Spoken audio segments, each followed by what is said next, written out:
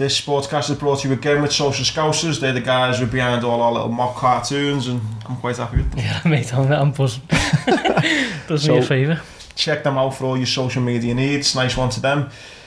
Start off with a little review. Yeah.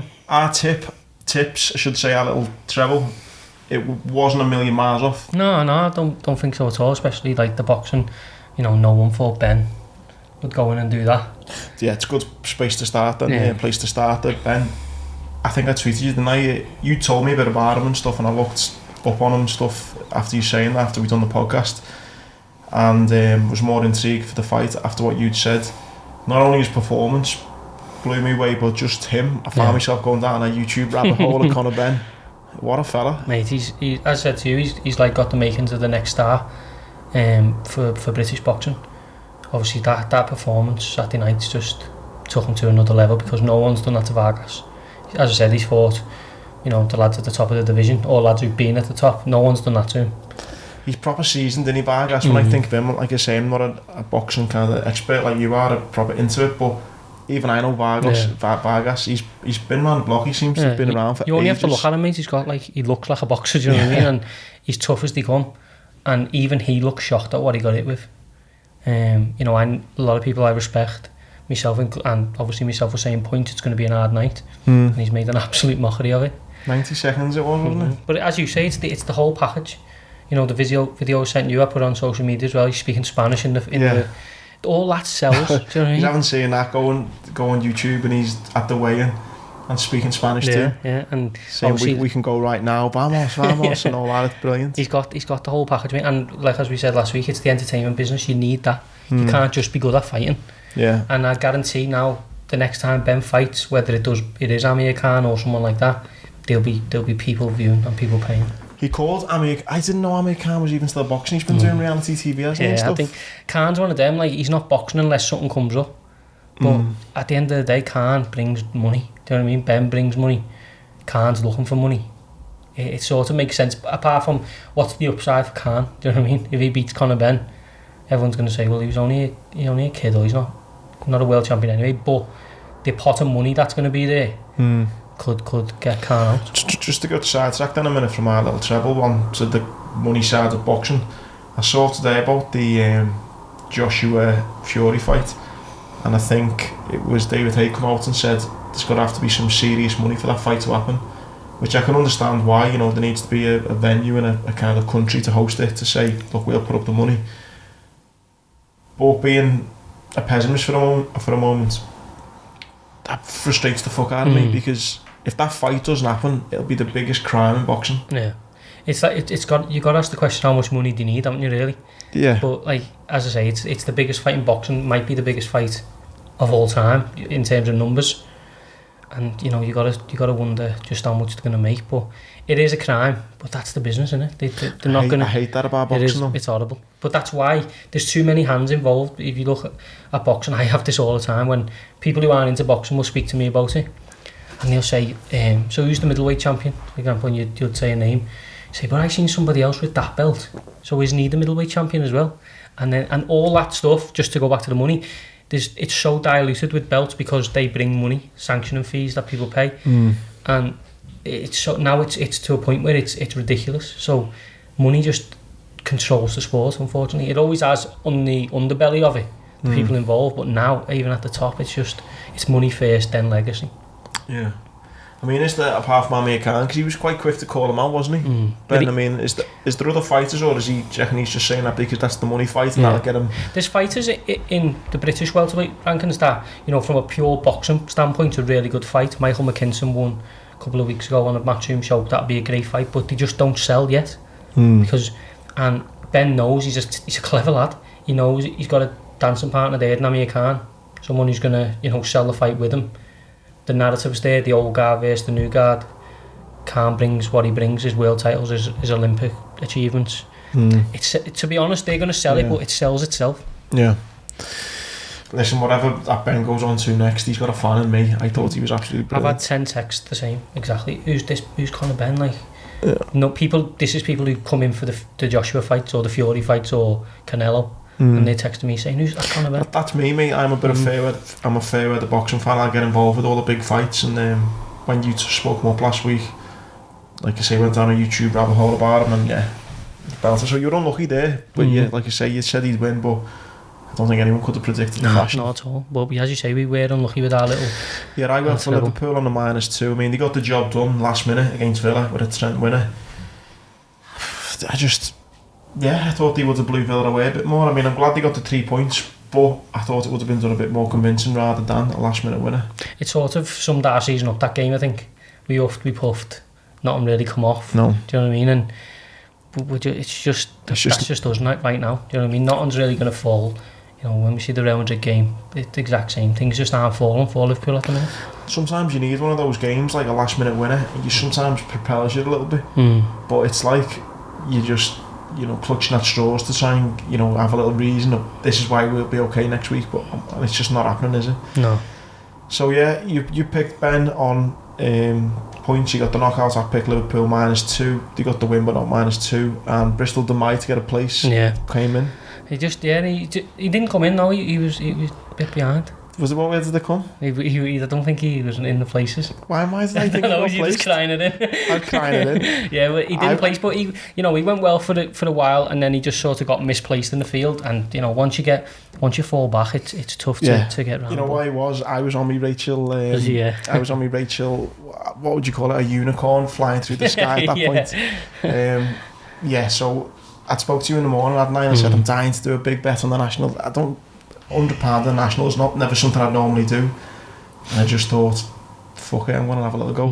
I felt like it was one of them where it was sort of written, do you know what I mean? Yeah. Don't want to go back to our Cheltenham bet, but she got chin there, and like what she did at Cheltenham, and I said to you, didn't I feel like it's just sort of one of them, it's written in the stars for her to go and do it, and all the way round I couldn't stop watching her. Same. Do you know what I mean? I'm thinking, same. I was thinking, you're going too well, you are just, she rode the race to perfection. And I spoke to my brother and my dad, and I said, because I'm not a horse racing expert by any means, but I said to them, she doesn't make many mistakes, does she? No. And they both of them said, no, she's so perfect and so level-headed, it's ridiculous. Yeah, the minute of times bet, it was I think went off at 11-1, was it?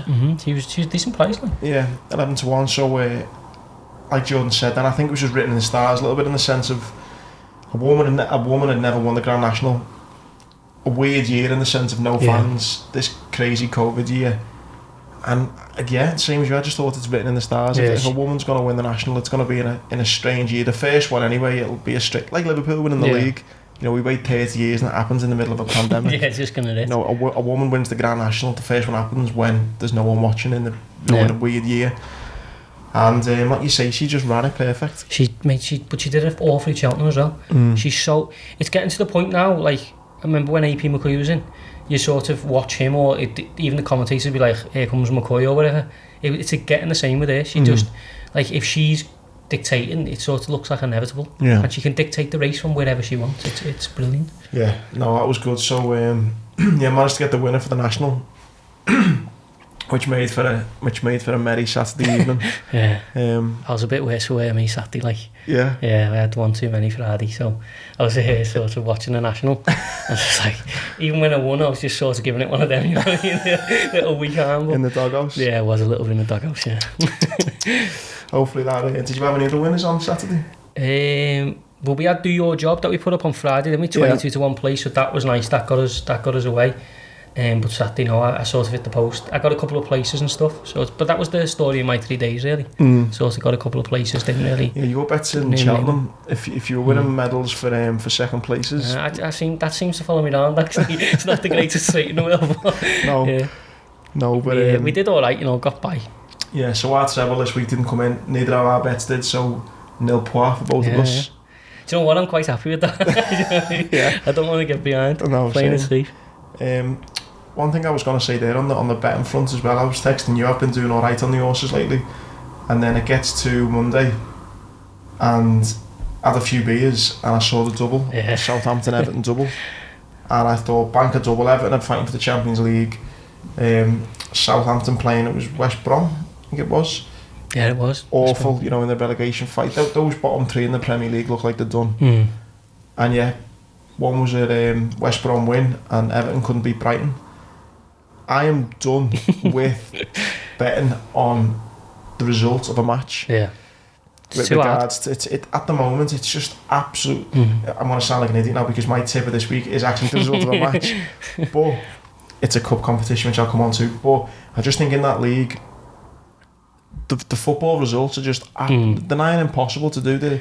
I think there's too many variables this year. With like the commentators touched on in the Liverpool Real Madrid game. Look, every team now is down to its bare bones. Yeah. So it's too hard to predict. You don't know where they're at, or we don't know. So like obviously we don't know if they're not playing like 60% fit, 50% fit. I guess we never know that, but now there's 5-6 players who probably they've got no legs underneath them. Do you know what I mean? It just changes the whole dynamic. I thought about as well. This could be me chatting shit. I don't know, but do you think there are players, maybe not now, but at least maybe at the start of the season, who were a bit wary of the COVID thing? Yeah, 100%. When they're playing against an opposition and they're not maybe. Well, you think about, like, you know, not to go off into a mad rabbit hole, but the way I was at the start of the sort of pandemic, or when the footy started to come back as well, I was unsure about what was going on, what it actually was. So if you're getting thrust into like an athletic environment where you're just getting told, you know, let's just do these tests and then we can play, you're gonna have doubts. Do you know what I mean? You're gonna have, you know, might have had players maybe not feeling great and stuff like that. It's just a crazy time, and I think, you know, the quicker we're past it, the better, really. Yeah. For my gambling when it comes to the footy. I seen your social media post last night about the season, saying, you know, I'm done with it. And I've spoke to you and I spoke to other people. I struggle now, even with Liverpool, getting to 90 minutes in a footy match, just because it just doesn't feel the same. I don't know. You know, it's probably good that, you know, we can show the powers that be that it's all about the fans, really, but it's hard. Footy's hard at the moment. What scares me is when everyone does come back, all the fans. It's you'd like to think the owners would go with the football clubs, you know, we appreciate the fans, how much they mean, welcome them back. But, you know, when it comes to price hikes and stuff like that for the ticket prices for the seats and stuff, you think the club's going to want to make some money back, so the ticket prices are going to go up, and then the fans are kind of going to be like, well, I've missed it for this long, I don't mind paying it a bit more, paying a bit more. Or so it's a weird position, I think, where we've seen now how important fans are for the football, but whether the owners and well, it's a business, innit? And ultimately fans will pay the price, and as you say, they'd probably be happy to pay that price for you know, as least the short term. But I struggle with, obviously with Liverpool, it's tough for us, but you know, teams chasing Champions League, West Ham's, Everton's, stuff like that. Everton have dropped off a bit, but imagine the atmospheres at their games. Do you know what I mean? For fans, we've seen it with Liverpool when we were sort of going for the league, or in the past when being going for the Champions League. The game's different. Like, you do influence the game as a fan. I think for years one of Everton's problems have been the fans can get on the back of it. I've heard players say, you know, it can be a toxic atmosphere at Goodison. They've been playing well at times this season, you know, in Champions League and in about it for a good while. That toxic atmosphere, no doubt, would have changed. Yeah. And could have brought them on a little bit more. 100%, yeah. You know, and you don't know whether West Ham might have felt pressure, but they might have started as well. And it's like you say, there's so many variables. And I'm just, Liverpool haven't played well through all the reasons, injuries and for all the other reasons I won't go into. But the VAR and the fans have just absolutely killed me. The VAR stuff's mad because, you know, I'm a big rugby league fan. I love rugby league. They've got a video system referee and it works perfect. The players know what's coming. The referees know it perfectly. There's not so much, I mean, it's not as big of a sport as football, so there's not as many headlines and stuff like that, but it runs so much smoother, and it's only football that could mess it up this bad. Do you know what I mean? It is shocking, isn't it? It's the lines and stuff like that, because it's not accurate. Because for one, they're not even drawing the line for when the minute the ball's touched the person who's passing his foot. Do you know? It's just a mess. I don't even know how you'd even, you know, rectify the offside, but it was the one against in the Champions League this week. You had the first leg of the Borussia Dortmund game when Bellingham went past the keeper. Yeah. You know, it was should have been a penalty, and it wasn't. Or I think there was a goal that got disallowed, and it should never have been disallowed. You know, what is VAR for if it's not gonna? I guarantee that if we manage to get, you know, Premier League refs sitting around this table, and you ask them to tell you exactly what VAR does, the way it's like meant to be interpreted, I bet you they all give you a different answer. Yeah, they can read from a book, I get that, but I don't believe at the core level on the pitch in the middle of the madness that they all sing from the same hymn sheet, and that's the problem. No, and I also think what the other problem is, it's kind of like, you kind of dogging your mate out a little bit. If you know you're a referee and I'm in a the studio somewhere and you fucked up, I can either have you back or throw you to the lions a little bit. And I think they're a bit too scared to say to the mate, no, you fucked up there, that's wrong. I don't know whether there's a little click and it's a little unwritten rule, we're going to back each other or something, but whatever it is, it's not working anyway. It's only football you can mess it up this bad though, just because it's just full of, even the refs have got egos, do you know what I mean? Yeah. And that's where it comes, what it boils down to. Yeah, so I'm done. I mean, obviously Liverpool are still in the hunt for the Champions League spots, but I'm done with it. I can't be arsed for the footy no more. And then which leads on to the midweek games, the Champions League. I'm starting to get nervous that Man City are going to do the quadruple. Don't say that. I know what you're saying, but they are 4-1. I know. 4-1 to win any trophy at the start of the season. You think, bloody hell, 4-1 to win 4. It's absolute madness, and it can happen. Domestically, I think it's said and done. But yeah, league's done. I think even that, what's the Carabao, is it? I think they'll win that. Yeah, I can't remember who they've got in the final. Or they won it already, have they, maybe? No, it's coming. I think it's coming up. It's one of them trial games where it's got fans and stuff in. Oh, yeah, it's against Tottenham, isn't it? Yeah, so them, but I've got hopes that they get knocked out the Champions League. Tottenham? I don't actually know who they're playing, but yeah, and they've got Chelsea this weekend in the FA Cup. I can see them beating Chelsea in the FA Cup. Yeah, it's Man City Tottenham it is on the 25th. So what's that, a week on Sunday? I think hopefully just the Champions League's done that messes them up. I don't want to sound like the most bitter man in the world, but I just sound like it. I don't want them to win the Champions League ever. You know what? I don't want them to win it for. It's everything I'm against in football. Like, it's that board success, and I know everyone has to buy big players and that, but it's the fact that they're funded by an actual country. Look at the Champions League semi-final. It is literally teams. Oh yeah, the PSG, Chelsea, Real Madrid, and Man City. You could argue Real Madrid have always been that superpower, but they, even at the core, they're still the Galacticos, aren't they? They're still the money. It just shows you where football's at for one, but who do you want to win that? Because I don't know. No, I know. I think the all those owners, the Dubai owners and from that area, the Middle East, will be gutted it's not Man City PSG. Yeah. Because they're owned by the same, is it the same family? I don't know if it's the same family, but I think they're connected somewhere. They're all connected, aren't they? And it's all oil money anyway. Fuck them, it's oil money. They're all getting branded the same way. So, I mean, 4-1, they play Tottenham or week Sunday. Tottenham aren't great at the moment, are they? They're another team that completely lost belief, haven't they? They've just lost. Yeah. They just lost the way. They've got Man City. I've got Chelsea in the FA Cup. It's FA Cup this weekend. Like you say, the league's wrapped up, and after they brush past Dortmund, Foden again popping up. Yeah, unbelievable talent him. They've got PSG. I don't know, 4-1 just seems. There'll be people nibbling at that 100% because it's sort of we got it. Once you get momentum, it's so hard to stop, and that's what they've got. I just don't think they ever believe that they can get beat. No, and it's subconsciously, like even when they went behind against Dortmund, I honestly believe that team think we're going to win anyway. Yeah, do you know what I mean? I know what that feels like as a fan. For a good 2 years, 2.5 years, I think it was 3 maybe.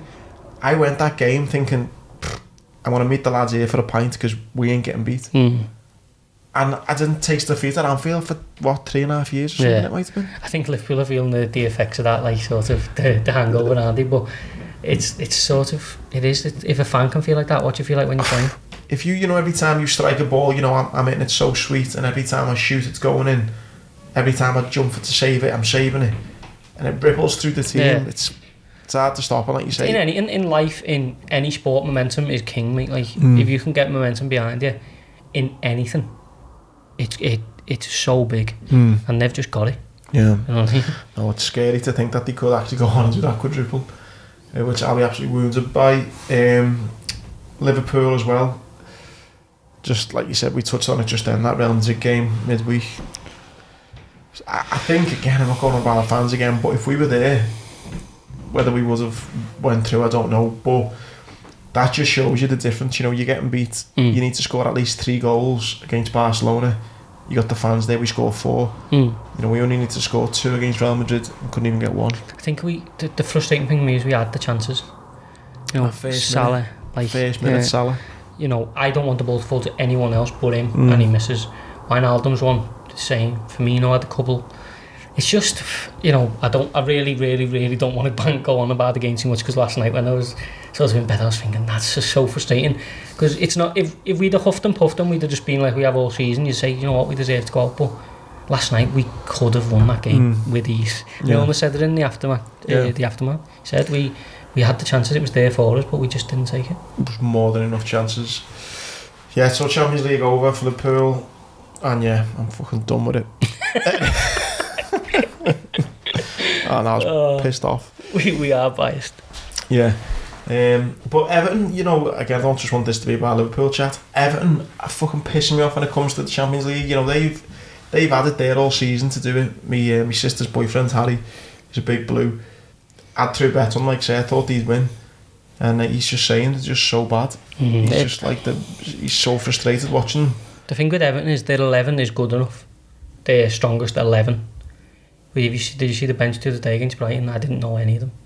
That once they start losing players, the squad is nowhere near good enough. No. And you need that, don't you? Like City, prime example. Look at their squad. You see their bench. Oh yeah, they could win the league twice, 2 different 11s. And you know, as soon as I think that's Everton's problem, they can beat anyone on the day with their strongest 11, especially if they got the likes of James and stuff like that. But the minute that drops off a little bit, you know, they suddenly become a mid-table team. Yeah, so a frustrating week on Merseyside for the football. Touched on the Benn, we've touched on the Grand National. What have we got coming up this week, Judd? We got a nice bit of boxing. To go back to that, Liam Williams over in Miami to fight Demetrius Andrade for the middleweight title. Yeah, so that's a really good fight. Yeah, Demetrius Andrade's one of these. He come out of like the American amateur system. He's always been a golden boy. Do you know what I mean? Like, but he's never quite. He's been a multi-weight world champion, but still, you think not quite delivered. Do you know what I mean? He's not what he could be or could have been. I think he's 33 now. His sort of last few fights have been against D level opposition. Sort of, he's a coaster. Lovely to watch, brilliant fighter, but you're only gonna like appreciate him if you love boxing. Do you know what I mean? He sort of wins fights, sort of at his will, really, because he's just too good for them. But you know, he's coming up against Williams, who fought Liam Smith a couple of times. Yeah. At the weight below, obviously dropped 2 losses to Liam Smith, but since then he moved to Sheffield to train with the Ingalls, and he's 7 from 7 since he moved to middleweight, every one of them inside the distance. So that move up in weight really done him well, and he goes over there with a live chance. You know, I think Andrade's 4-5 to get the decision, which is sort of shows you exactly what the bookies think is going to happen, because Andrade's one of them, he can fiddle his way to a decision. Do you know what I mean? Yeah. Where's the fight being taken? Miami. So on one of them matchroom shows, but he's Eddie Earn's smashing any of that matchroom stuff. My God. He's put a picture up today or yesterday visiting Canelo and Billy Joe. Yeah. But yeah, Eddie's ahead of the game. But yeah, it's a really good fight. One I think Williams can win. I'd fancy him more on neutral ground. Yeah. That's why I asked about where the venue is, because he's just one of those you never really know, do you? But Williams has got the power to get his respect. Andre can get hit, but he's just sort of, you know, he's one of them fighters. He can just end up being, you know, you get to the 10th and 11th round, you think, you know, when's this going to end? Yeah. Because he's just that sort of fighter. Do you know what I mean? He can sort of fundle his way through. But yeah, Williams is a live underdog. But I'll probably, do you know what? I'll like. Not too high my bets this weekend. I'm going to have a little play on Williams out as the outsider, 3-1. Yeah, 3-1. He's got because it. Yeah. I can see him winning. But you know, if Andrade won 117, 111 Boarfest, I wouldn't be surprised. Yeah. And then obviously we got the other two, haven't we? The YouTubers I've just seen that then. So yeah, Williams is 3-1. The other lads 1-3. Yeah. And then the Jake Paul, Ben Askren. I've tried my best not to get him, not to even. I just don't like that Jake Paul. Not that I don't know him, but I just hate how I hate the society around it, in the sense of I look at someone like, you know, the Smith brothers, you know, local lads who I think young lads can aspire to them, to be like them. lads who've trained all their lives in a boxing gym, worked super hard, and they've got the rewards. This Jake Paul, yeah, he's a successful YouTuber doing whatever he does, acting like a dickhead, what I think. But fair play, he's made a lot of money out of it, which is great. But he's jumped into this YouTube thing, and I just think, and again, there's a part of me that thinks fair play to him for that as well, because you know what I mean. The bit I don't like about it is that there's young kids now who potentially could have went down the boxing gym and dedicated and learned all the valuable lessons that boxing can bring to life, and went down that career themselves, or at least just applied those lessons to life. Whereas now they can just go, hang on, that Jake Paul used to make videos, I can make videos, and now he's going into a boxing ring and getting paid 20 million. Yeah. I just think it gives kids the wrong idea about how to be successful in life. It's gone too far. I'm completely with you on that, because you know these like sort of, this is, I don't really want to use this word, but these freak fights have always happened. Muhammad Ali, freak fights, he done with a wrestler or whatever years ago. They've always happened, and that's fine. They've got their place. YouTubers fighting YouTubers, and if they've got the ability to sell it on pay-per-view to YouTube fans and sell out arenas, go for it. Make your money. Do you know what I mean? I am all for that. Live and let live, no problem. The problem I've got is when it sort of comes over to, like, he's called boxers out, do you know what I mean? And that when them lines start getting blurred, when he starts believing he is a boxer, you know, he's head to head with Ben who's a really good MMA fighter, Division 1 wrestler in America, you know, got serious credentials. He was shouting, the champ is here, and stuff like that, do you know what I mean? And that, I know, and look, I'm not naive enough to think it's not build up, because I know it is, but when them lines start getting blurred, that's when I've got a problem with it, because as you say, there's people, I've covered small hall shows for years, there's lads who are fighting for central area titles who would obliterate him within 3 minutes tops. Well believe it. Well believe it. It comes into that, who's the most popular kind of thing. It is, yeah, it's like bullshit, isn't it? It's like, you're not even who's the best. It's who. Yeah. When that his brother was calling out McGregor, one of his insults was my dog's got more that was Instagram. Him. That was Jake Paul, yeah. Because my dog's got more followers than you. It's like, what? That's what revolves around their world, is followers though, isn't it? And all about numbers, and I fucking hate all that. And that, if their world stays in their world, like the first fight was his brother Logan Paul against another YouTuber, his name passes me, something like that, yeah. And that, I'm fine with that. Do you know what I mean? If you want to take up boxing, maybe shine it in a good light, no problem. But obviously now they've seen that they can make money from professional boxing. They can get a professional license. I think he's got professional boxers on his undercard. Well, I've seen, I don't know whether it was Jake Paul or Logan Paul, one of them done a podcast with the True Geordie. I listened to a little bit of it, and he's not soft. It's like you've just said then, he's not naive. He said, you know, yeah, the YouTube stuff's fun and this is fun, but I enjoy training, which is, you know, fine. Great, yeah. And he says, but the money, I like the money. And I just feel if I was a boxer, I don't know, there can't be many boxers who are happy with these YouTubers coming over. But I think, you know, the clever, like the fighting Ben Askren, who's an MMA fighter, you know, you've obviously seen the knee where he got knocked out in 5 seconds. Yeah. So he's got a good profile. He's not a good boxer. So they're obviously they're never gonna put him in with a boxer. I don't think. You know, but you can understand the frustrations of boxers. Like, you know, I've fought my whole life. There's lads in Liverpool right now who are unbelievably talented and have not earned a penny from boxing.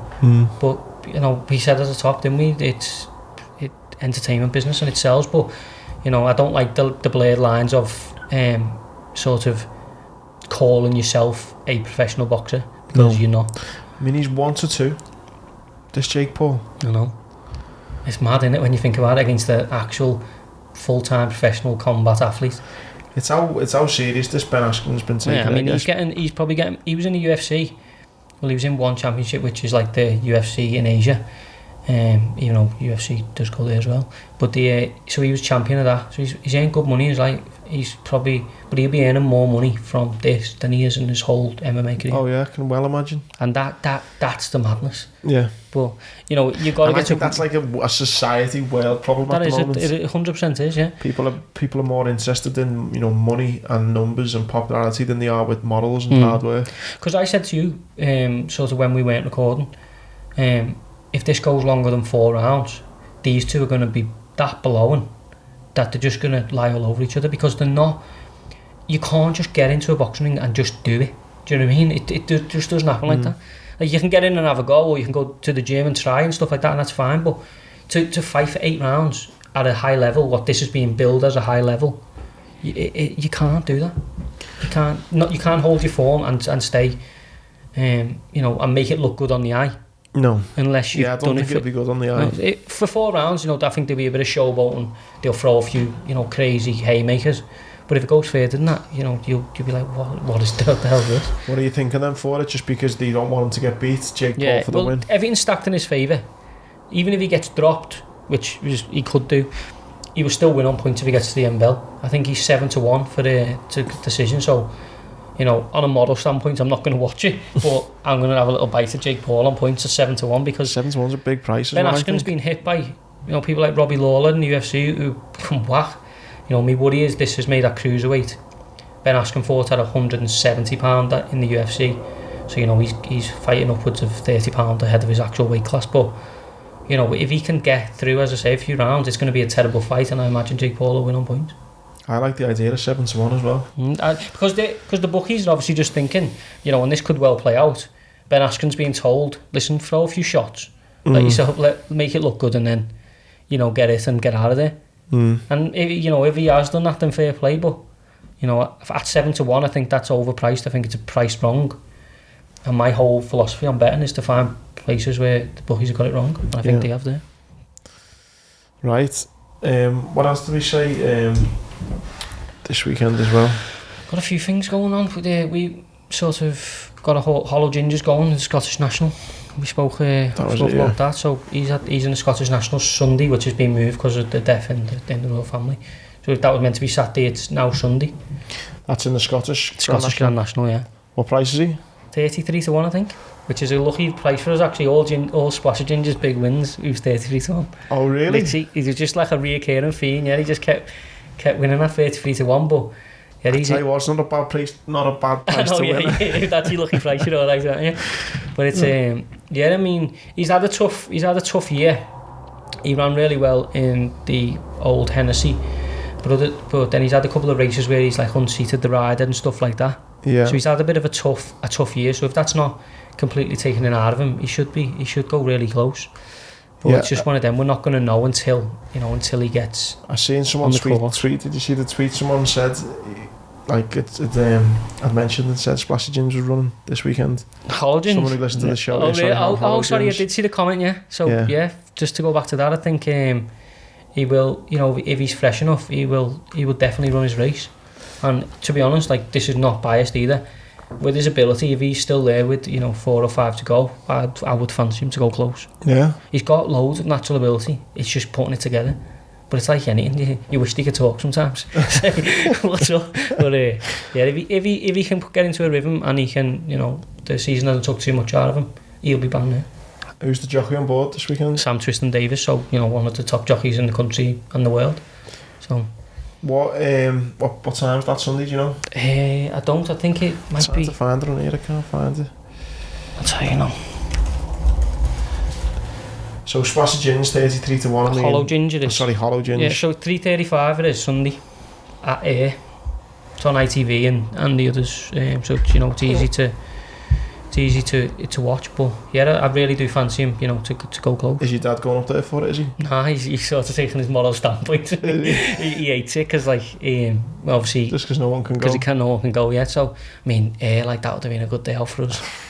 So, but yeah, he sort of put his suit away now till next year, I think. And obviously, if Hollow can run well here, then it'll be all systems go for the Grand National next year. Well, fingers crossed for Hollow Ginge on Sunday. Yeah, we got one tomorrow, Friday, so the day this goes out. Nye Bevan, 225. My brother's on that, Jamie, so he's come second a couple of times now. Where's that, sorry? That is at Fontwell, I think, 225. 225, Fontwell, yeah. Yeah, so he's I think he's favourite 9-4-ish. But yeah, he's come second a couple of times. He ran really well. He wasn't running that well, and our Jamie got on board, and he's managed to find a little bit of consistency out of him. So he's come second a couple of times, been a bridesmaid, and they're hoping that tomorrow could be his day. How's Jamie feeling riding it? Has he rode many favourites yet? I know he's a young jockey. Yeah, I think he has actually. I think he's won on one, but to be fair, he's a young jockey, but he's rode at all the big meetings. He rode at Cheltenham Festival twice. He's rode the winner at Ascot on the Saturday. So he's young and he's inexperienced, but he's already been to the big days. So I think he feels a little bit of extra pride, obviously riding for my dad and Nige and sort of stuff like that's nice, but. Has he rode any of your dad's horses? So he's been riding Nye Bevan, yeah. Obviously he's got Townsend, which he rides as well. But I think to get a winner would be great. But I think he's got a real chance, yeah. And I think Jay feels the same.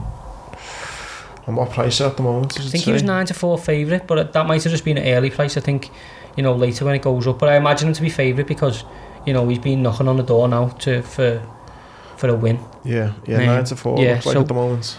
I think he'll run his race, but. Yeah, he's really knocking on the door for a win now. Fingers crossed. He's only a baby as well, that horse, so he's another one with, hopefully a bright future. Yeah, 6. So 225 Fontwell, Nye Bevan. And good luck, Jamie. Might get ourselves a little Ginge Army double there. Imagine that.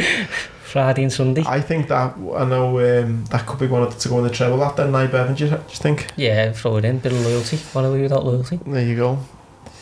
So I'm excited with that then, Nye Bevan. Yeah, it's always got, like, to be honest, I'm not massive. I don't actually enjoy the races, especially with our horses or with Jay. Because, as we were saying about before, when you watch Rachel Blackmore the whole way around, you do the same. You don't actually watch the race, you just think, come on. Do you get nervous when he's riding? Yeah, I do actually, yeah. And I never thought I did. I watched him ride a winner at Ascot, and I was shitting myself the whole way around. But obviously it's his job, he's natural there, but it's hard, like. Sort of, because you can't do anything about it. Do you know what I mean? Once he's out there, you just got to watch no matter what happens. But I'd find it hard to be tough, at the race meeting knowing that he's racing, he's riding. 3-4 you start to understand the dangers a bit more. Which if you're just an everyday punter and you're watching horse racing, you don't.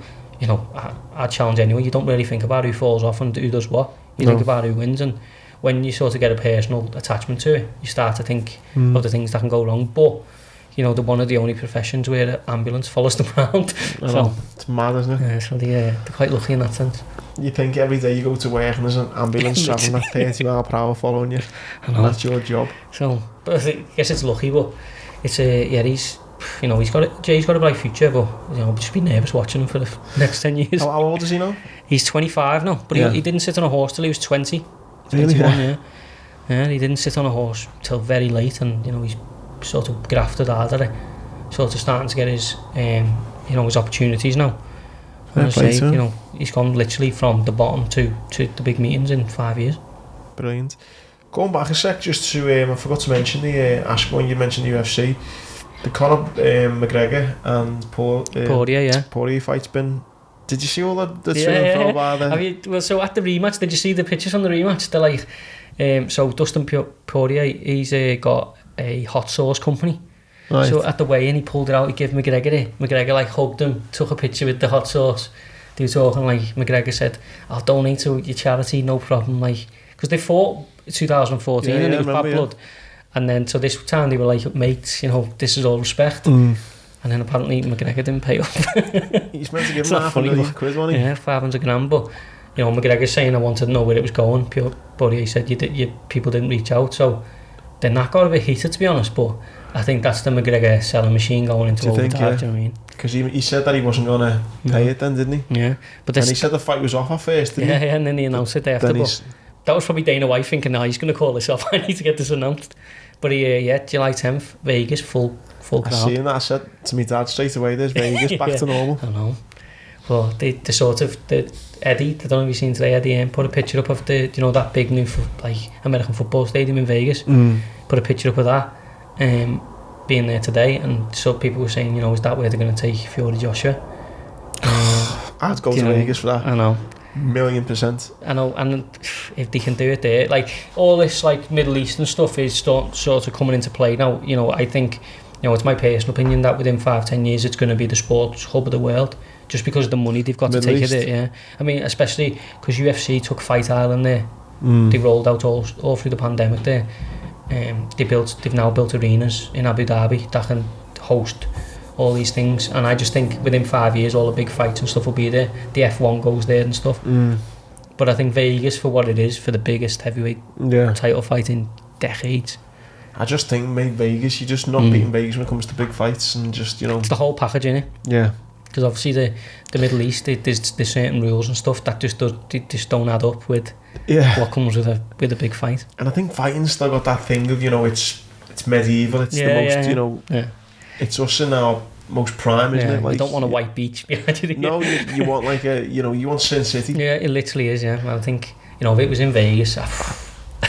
It's the biggest fight in British boxing history, isn't it? 100%, yeah. But again, it can't have been many times in the heavyweight division, everything's been unified, which it will be. But that's the problem, because there's so many governing bodies, you very rarely unify. Going back to like Lennox and stuff like that, which is years ago. But so yeah, this will be the first time in a long time. I hope that happens in the summer. There's no reason for it not to now. You know, the fighters want it. You know, they've managed to, like, I think it's going to be one of them sort of on Sky or DAZN and on BT as well.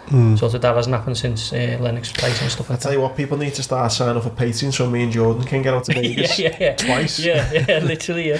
For the McGregor then the Joshua. But yeah, I think that sort of fight, that's going to be, you know, me mum and like people like that messaging about it, you know, and it'd be one of them times in sport where, you know, the world does stop. Be unbelievable, that.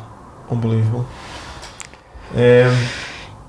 Anything else going on this weekend? No, I think it's a little bit obviously quieter than last week because we haven't got the Grand National to contend with. Yeah.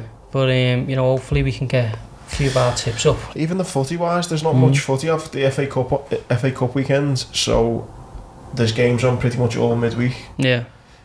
My tip, I said before, I'm not touching. I tell you what I have been doing, and I've got a few of them up lately, is the 1.5s. Yeah. Over 1.5, yeah. So you get about 1 to 3 for it, 1 to 4. Just picking 7-8 games. And I think you normally get about 6-7 to 1, 8 to 1.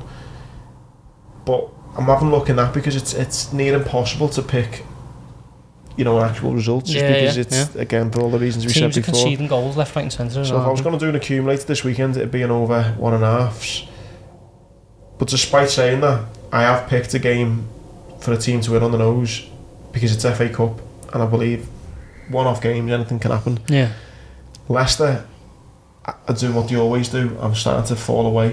I think that whether Liverpool end up catching them for the Champions League, but I don't know. Anyway, they play Southampton this weekend in the FA Cup.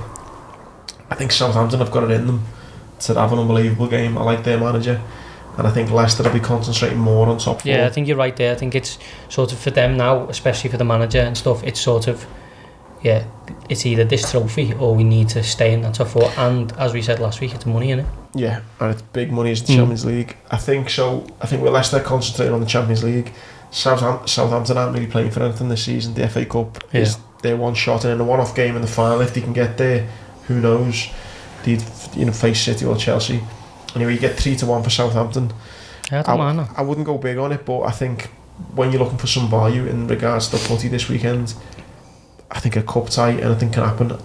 With Leicester concentrating on the league, I'm prepared to have my tip on Southampton victory 3 to 1. Is it the standard? Is it at Wembley and stuff like that? Or is it like a? I don't know the venue for it. No. Is that no? I think you bang on the money. I think Leicester will sort of have bigger fish to fry, but again, obviously, if they could get a trophy, it'd be great for them. But yeah, I can see you thinking and sort of I am behind. I think 3 to 1 is just a big price for it. As you say, it's too difficult to sort of understand footy at the moment. So when you're looking at 3 to 1 on a one-off game, it's at Wembley. Yeah. I have 6 on Sunday, Wembley. Yeah, I wouldn't be against that. You know, obviously Leicester they got beat by West Ham, they've been beat by City. You know, Southampton are equally unpredictable. They're getting beat by West Brom, like I mentioned on Monday. But then they're turning over, scoring 3 against Burnley, 3 against Bournemouth. So you don't know what you're getting with Southampton, and I just think for 3 to 1, it's a decent enough price for me to throw them in as my tip this weekend. Yeah, I think I'll be behind that. I think my tip sort of, I was torn between, obviously I put up earlier that I'm going to have a small play on Liam Williams, because my old thinking behind, you know, the one thing I bet on seriously is boxing. The whole reason that I look at that, and my whole strategy really is I try and find places where bookmakers I think have got it wrong based on my knowledge. And I think 3-1 for Liam Williams is just a bit too big because of 1, Andre's age, 2, he hasn't fought in 15 months, 3, Liam Williams is, you know, the wrong style for him. As I say, would I be surprised if Andre won on points? No, but 3-1 for Liam Williams to win is probably too big. So I will have a play on that. But my actual tip is going to be alcohol free at Newbury on Sunday. He's around 3-1 at the moment. The 210 at Newbury on Sunday. What do you think for this? So is this some Jordan nailed inside knowledge? Is it or what? No, I can't, no comment. But yeah, I drew blank 1 week and I started calling in the heavies now. Give us some tips. What day is it on? Sorry, Sunday. It's 210 at Newbury. Here we are. Yeah. Alcohol free. O.C. Murphy, Andrew Bolden. Yeah, 5-2. You getting it on the racing post? Yeah, I think. That's me. I think he'll win and then go on to bigger things in the flat season. But yeah, it's a big old race. Yeah, it is. It's sort of the flat season's really starting to gain a bit of traction now. So yeah, I think O.C. Murphy, who's a good friend of my brother's, and he's obviously probably the best flat jockey in the world. You know, depending on who you ask. But yeah, I think that's a really solid bet. But I think we'll be looking at a little tasty treble there with the odds we've. Yeah, so if we go on there, so we've got my 3-1 for Southampton. We'll put yours in just for the racing post, 5-2. And 9 Bevan 9-4. And 9 Bevan 9-4. £1 gives you £45. That'll do. Nice little 44-1 shot there. That'll do. So your bet with regards to the challenge is alcohol free. That's your one tip. Yeah. Mine's Southampton, and then if you're going to throw it in a treble, we're throwing 9 Bevan in. Yeah, 9 Bevan on Friday. Which pays 44-1. Yeah, hopefully we can sit down next week and be like, yeah, there we go, 44-1. That would be a nice little tenner on that. Would be lovely. And then I was going to touch on, that's taking us up to our lovely 45-minute mark, which we tried to say to get the show to be. Obviously we're trying to fit this into people's commutes on exactly Fridays and stuff like that. But yeah, I think it's a solid weekend of sport. You know, to be selfishly on the boxing, I'd really, you know, advise watching Liam Williams. It's at 10 o'clock as well on Saturday night. They've catered to the UK audience, even though it's in Miami. I think it's like 5 in the afternoon in Miami, so that's good. That's on the zone, so I think I'd really tune into that. And then watch alcohol free win on Sunday. It'd be nice that. I will not be alcohol free if that treble does come in. No, me either. I need a few weeks off actually. No mate, I've enjoyed this, mate. It's been a bit frustrating on the old football front, but it's good to kind of to have a little chat on it, and hopefully there's better football chat next season in terms of the red. And I think anyway. From now though, we just leave the footy, especially if City keep winning. I won't be fucking talking about footy if City keep winning. Nice one for listening again. Don't forget, Monday's Leg Up podcast is where we have inspirational people on, and then Friday me and George for the sport and chat. Hope you enjoyed it. Thanks again to Social Scousers. Make sure you tell your friends, like, subscribe, and I'll see you next week.